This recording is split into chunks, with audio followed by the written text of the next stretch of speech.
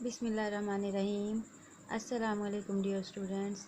मैं उम्मीद करती हूँ कि आप सब लोग अल्लाह ताला के फजल करम से बिल्कुल ठीक होंगे और मैं हूँ आप लोगों के साथ एजुकेशन पॉइंट से। यहाँ मैं हर रोज़ आप लोगों के लिए एक नया टॉपिक लेकर आती हूँ। हर रोज़ एक नए टॉपिक की वीडियो बनाती हूँ ताकि आप लोगों को ये सारा कुछ समझ में आ जाए और आप लोग अब किसी भी मुश्किल के बगैर इसको समझ सकें और पढ़ सकें। तो आज का हमारा टॉपिक है, आज की हमारा बिल्कुल ही बहुत छोटा सा और आसान सा टॉपिक है जिसमें हमारे पास वर्कबुक के पेज नंबर 26 पे हमें दी गई है सरगर्मी। उर्दू की वर्कबुक के सफ़ा नंबर 26 पर है हमारे पास सरगर्मी नंबर 3, जिसमें हमसे सवाल पूछा गया है अपने वतन के बारे में मालूमात इकट्ठा करें और लिखें। तो ये हमारा टॉपिक है।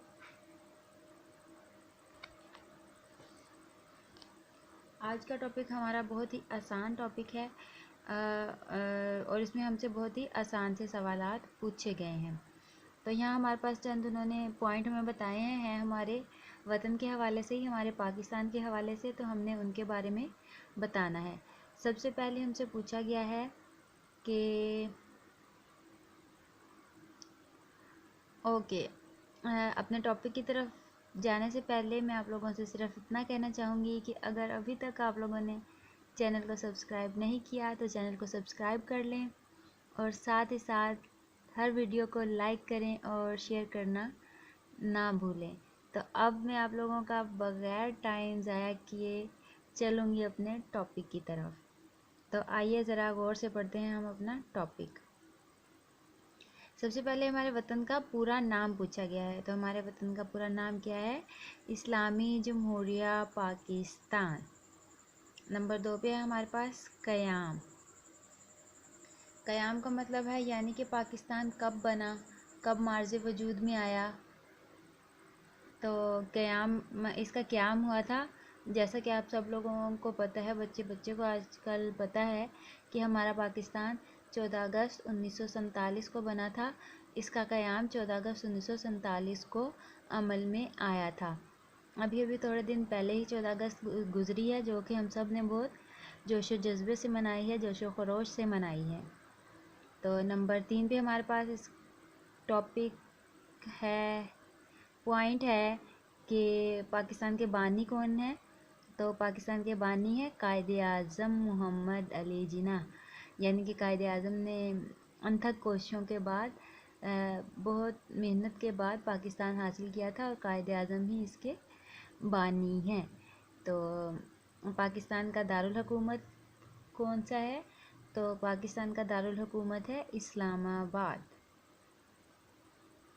अक्सर बच्चों को दारुल हुकूमत का नहीं पता होता, तो जब हम उनसे पूछते हैं कि आजकल के बच्चे पढ़ने वाले, हम जब उनसे पूछते हैं कि पाकिस्तान का कैपिटल कौन सा शहर है, तो वो हमें कहते हैं मैम इस्लामाबाद। लेकिन जब उनसे दारुल हुकूमत पूछ लिया जाए तो वो चुप करके बैठ जाते हैं। तो ये दारुल हुकूमत कैपिटल को ही बोलते हैं कि हमारा पाकिस्तान का कैपिटल कौन सा है, और कैपिटल को उर्दू में दारुल हुकूमत बोलते हैं। अगला पॉइंट है हमारे पास पाकिस्तान के सूबों के बारे में पूछा गया है। हमारे पाकिस्तान के कितने सूबे हैं और उनके नाम क्या क्या हैं। तो हमारे पाकिस्तान के शुरू में तो पहले 4 सूबे थे, लेकिन अब आजकल उन्होंने एक और सूबा बढ़ाकर 5 सूबे कर दिए हैं, जिसमें हमारे पास है पंजाब, सिंध, बलूचिस्तान, खैबर पख्तूनख्वा। सरहद को का नया नाम तब्दील करके खैबर पख्तूनख्वा रख दिया गया है, और साथ ही साथ इसका एक और सूबा जो बना दिया गया है वो है हमारा गिलगित बल्तिस्तान। तो इस तरह पाकिस्तान के कितने सूबे हो गए? 5। आगे हमसे पूछी गई है पाकिस्तान की कुल आबादी कितनी है। तो पाकिस्तान की कुल आबादी है, रिसेंटली 2022 के दौरान की आबादी है हमारी पाकिस्तान की 18,68,90,601।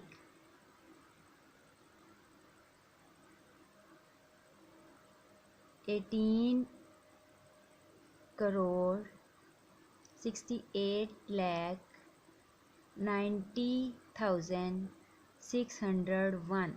ये है पाकिस्तान की आबादी, पॉपुलेशन ऑफ पाकिस्तान। नेक्स्ट हमारे पास सवाल है, पॉइंट पूछा गया है कि पाकिस्तान का कुल रकबा कितना है। तो पाकिस्तान का कुल रकबा है 7,96,096 मुरबा किलोमीटर, यानी कि 7,96,096 मुरबा किलोमीटर। तो यहाँ पर हमारे पास अगला पॉइंट है, पाकिस्तान के कौमी शायर कौन है। तो ये भी बहुत आसान सा एक पॉइंट उन्होंने दिया है, बहुत ईजी है, सब बच्चों को पता है कि पाकिस्तान के कौमी शायर अल्लामा इकबाल के सिवा कोई हो ही नहीं सकता। तो अल्लामा इकबाल हमारे कौमी शायर हैं।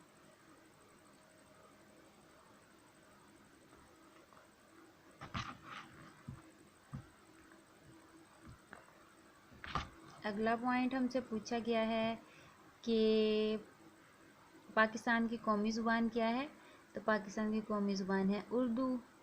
कौमी लिबास पूछा गया है, तो पाकिस्तान का कौमी लिबास है शलवार कमीज़।